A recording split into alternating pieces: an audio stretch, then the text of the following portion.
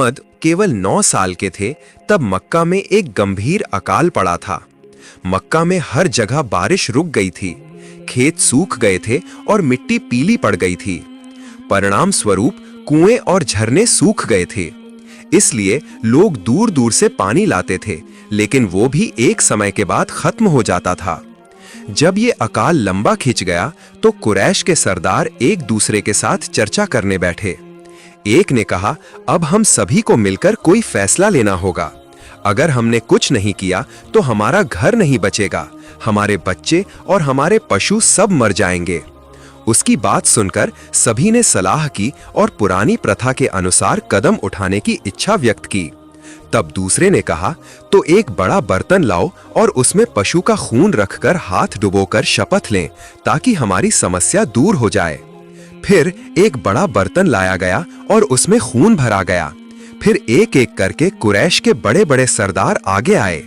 सभी ने अपने हाथ खून में डुबोकर कहना शुरू किया, मक्का में बारिश नहीं हो रही है, हमारे बच्चे मर रहे हैं, हमारे पशु खत्म हो रहे हैं।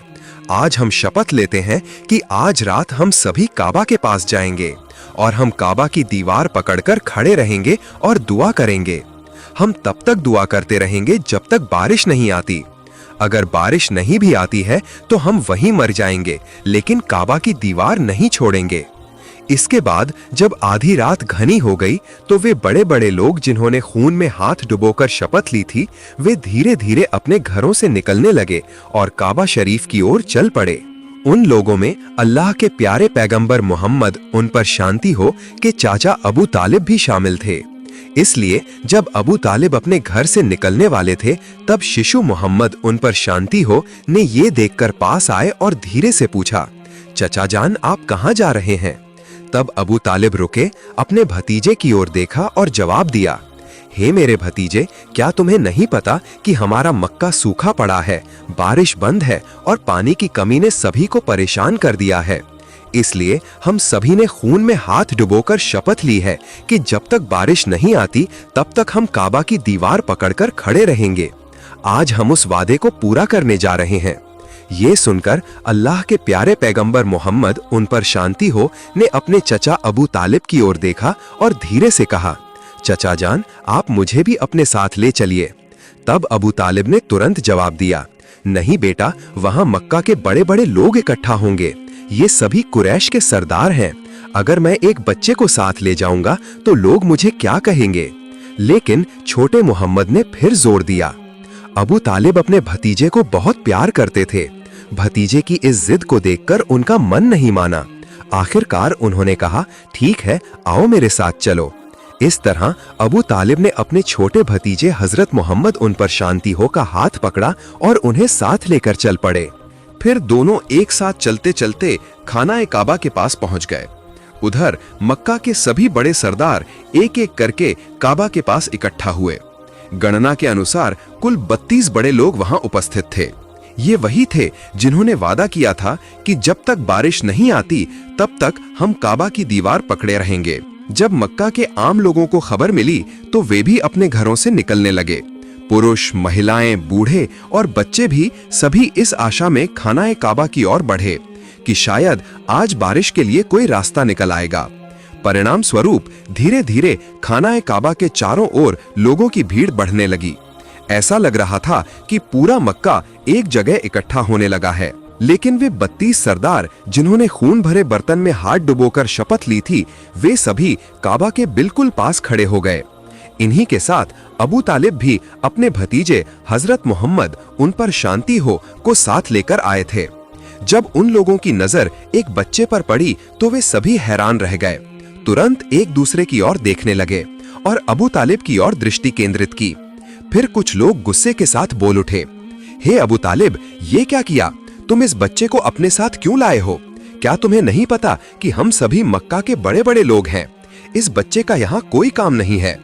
अबू तालिब ने ये बात सुनकर अपने भतीजे की ओर देखा और धीरे से कहा, हे मेरे भतीजे, जाओ पीछे जाकर बैठ जाओ।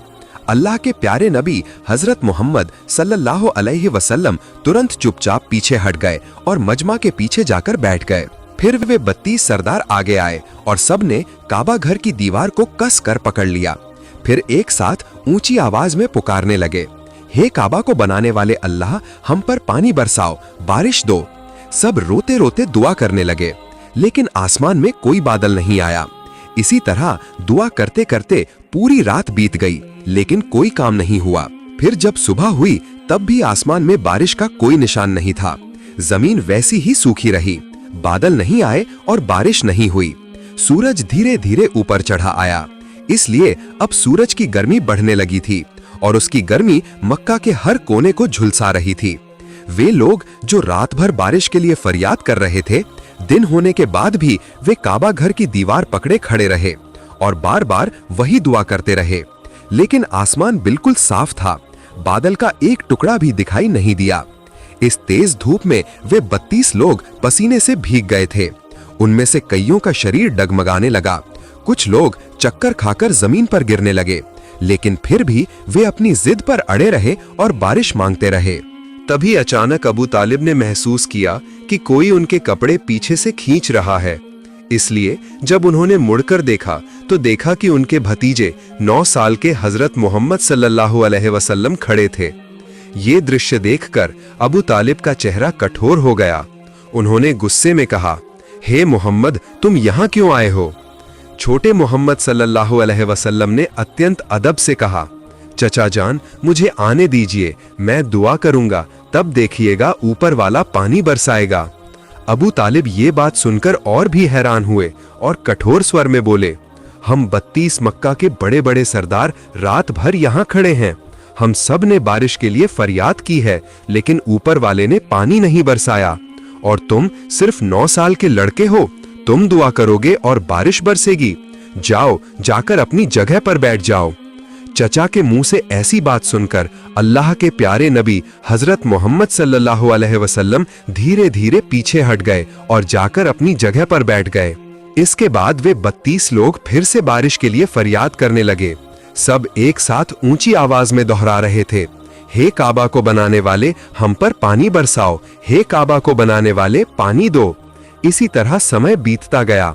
2 से 3 घंटे और बीत गए, लेकिन आसमान वैसा ही साफ रहा। न बादल आए, न बारिश का कोई निशान दिखाई दिया। जमीन पर गर्मी और बढ़ गई थी। सूरज की गर्मी से लोग निस्तेज हो रहे थे। तभी अचानक अबू तालिब ने फिर महसूस किया कि कोई उनके कपड़े पीछे से खींच रहा है।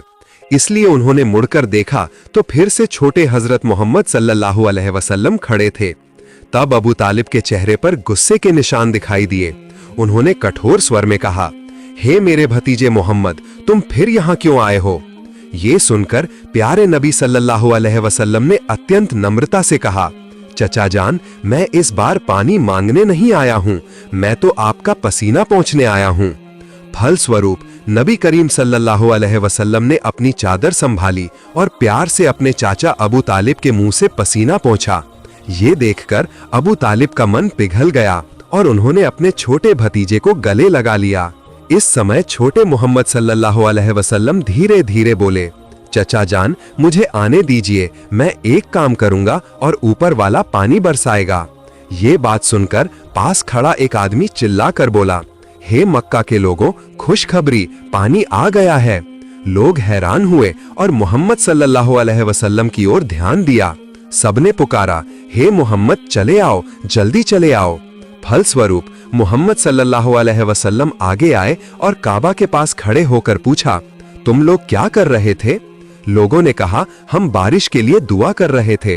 तब मोहम्मद सल्लल्लाहु अलैहि वसल्लम ने कहा, जब तुम दुआ कर रहे थे तब मैं पीछे था, अब जब मैं दुआ करूंगा और तुम सब मेरे पीछे रहोगे। ये सुनकर 20 लोग अदब से पीछे हट गए, लेकिन 12 सरदार अहंकार से बोले, ये 9 साल का लड़का सामने और हम पीछे, हमारी इज्जत कम हो जाएगी। तब मोहम्मद सल्लल्लाहु अलैहि वसल्लम ने शांति से कहा, हे मक्का के लोगों, पीछे हट जाओ, क्योंकि अगर मैं अभी पीछे हट जाता हूं तो बारिश कभी नहीं आएगी। तब 20 लोग घबरा गए। उन्होंने 12 जिद्दी सरदारों से कहा, सावधान, अगर मोहम्मद सल्लल्लाहु अलैहि वसल्लम पीछे हट जाते हैं तो हम सब तबाह हो जाएंगे। ये सुनकर वे 12 भी नरम पड़ गए और सब पीछे हट गए। इस तरह मक्का के बड़े बड़े सरदार भी छोटे मोहम्मद सल्लल्लाहु अलैहि वसल्लम के पीछे खड़े हो गए।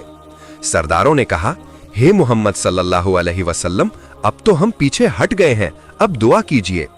तब मोहम्मद सल्लल्लाहु अलैहि वसल्लम ने कहा, अगर मैं भी वही चाहूं जो तुमने चाहा है तो फर्क क्या रहेगा? लोग हैरान होकर बोले, तो आप क्या चाहेंगे? तब मोहम्मद सल्लल्लाहु अलैहि वसल्लम ने परोक्ष रूप से कहा, यही अब तुम देखोगे।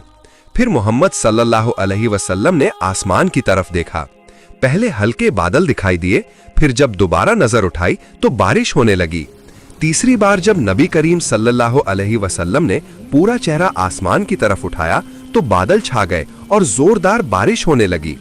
सूखे खेत हरे भरे हो गए और लोग खुशी से बारिश में भीगते हुए पुकारने लगे, या मोहम्मद सल्लल्लाहु अलैहि वसल्लम।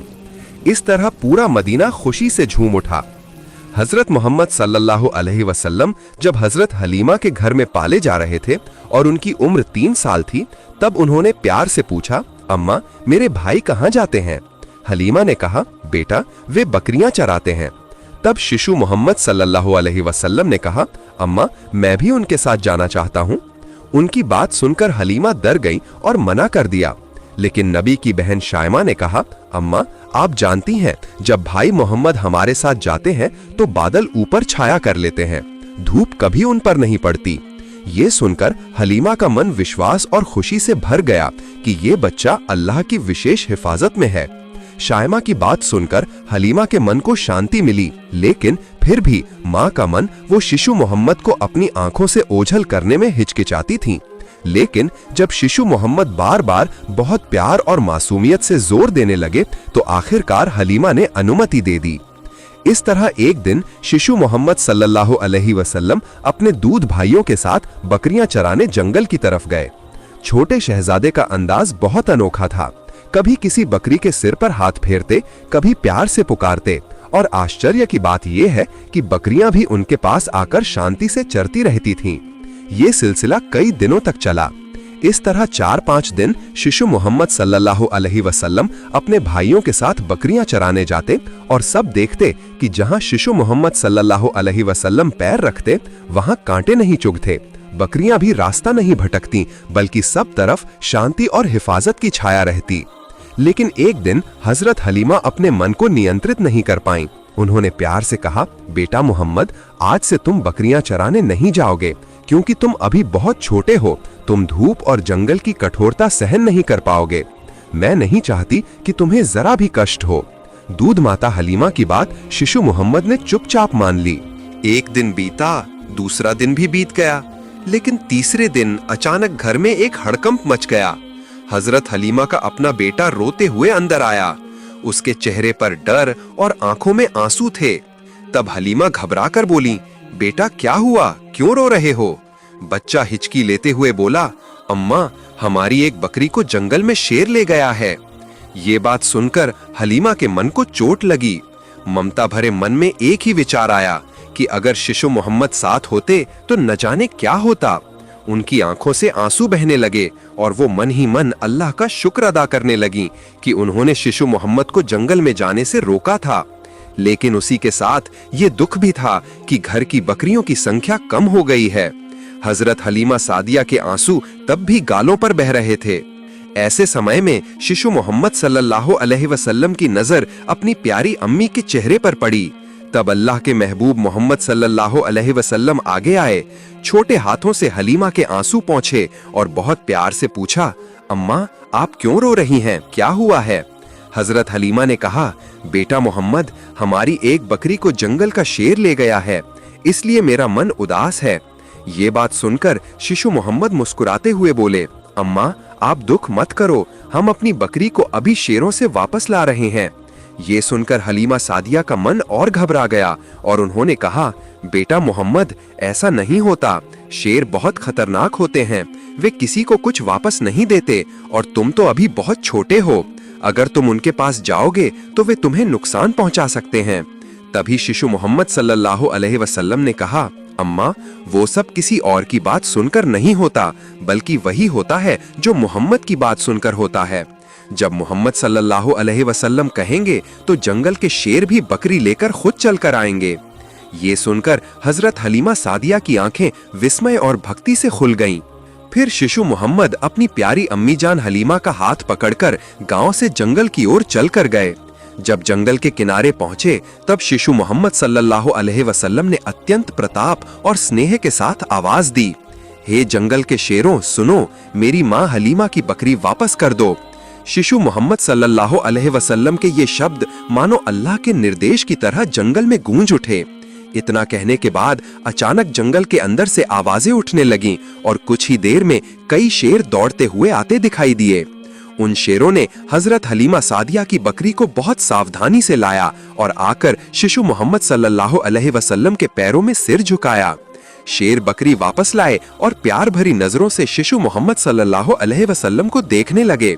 तब शिशु मोहम्मद सल्लल्लाहु अलैहि वसल्लम ने कहा, हे शेरों, तुम नहीं जानते थे कि ये बकरी हमारी है तो क्यों ले गए?